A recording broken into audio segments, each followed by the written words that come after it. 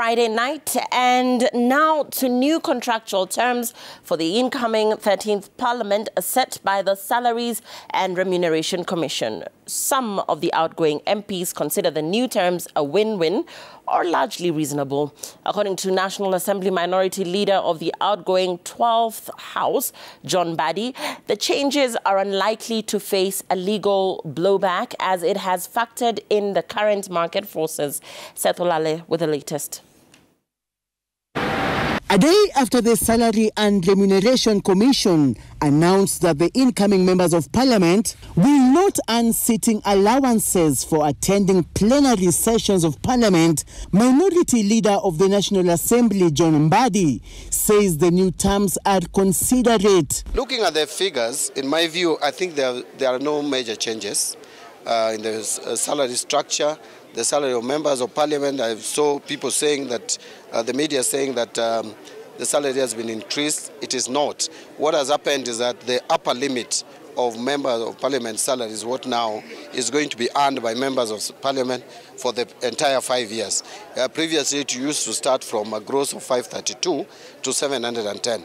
Now it is going to be 710 for the entire life of Parliament. I think also with the inflationary pressures, that is not so bad.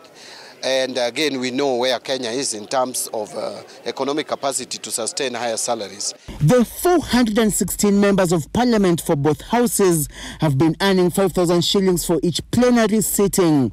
MPs sit 4 times per week, while senators have 3 plenary sessions per week. Collectively, MPs earn 80,000 shillings per month and senators 60,000 as plenary sitting allowances aside from their salaries. The SRC now seeks to save the taxpayer the burden of raising the cumulative 319 million shillings that the legislators at the national level earn as sitting allowances. SRC stated that the contractual review is aimed at helping reduce the government's bloated wage bill. But I don't foresee, my experience in Parliament, I don't think members of Parliament will start fighting the recommendations of SRC. Maybe if they are going to fight it through other diplomatic means. The MP's basic salary remains unchanged at 710,000 shillings per month. Aside from the sitting allowance, the Commission has also done away with the car grant issued to legislators at both the national and county levels. Instead of the car grant, the MPs will now get a motor vehicle reimbursement of 7.5 million shillings to buy a vehicle of a car engine capacity of 3,000 cc, whose maintenance will be the legislators' responsibility. The motor vehicle reimbursement shall be payable to a member of Parliament once in a parliamentary term. What used to be called car grant has been enhanced by about 2.5 million.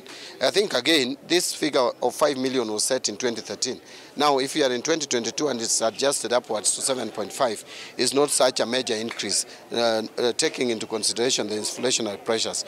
The rest of the amounts remains the same. I saw the media reporting that my mortgage has been increased to 35 million. That's not true. My mortgage has been 35 million from 2017 for members of Parliament. And so it has been retained where it was. And again, this is a loan that you pay in your parliamentary term. And many of us don't even take that loan because you may not even be able to service it. Like myself, I didn't take the full amount. I took some part of it, and many MPs have done that. And the car loan has been increased from 7 to 8 million. That's a modest increase of 1 million. Again, that is a loan that is repayable back. So it is not putting a strain on the taxpayers' fund. For the win-win part, a car maintenance allowance shall be paid to a member of Parliament at the rate of 356,000 shillings per month. Another win for the MPs is the mileage claim. A member of Parliament shall be reimbursed a claimable mileage of 1 return journey per week from the National Assembly in Nairobi to their constituency office at the rate of 116.6 per kilometer, based on a car of engine capacity not exceeding 3,000 cc.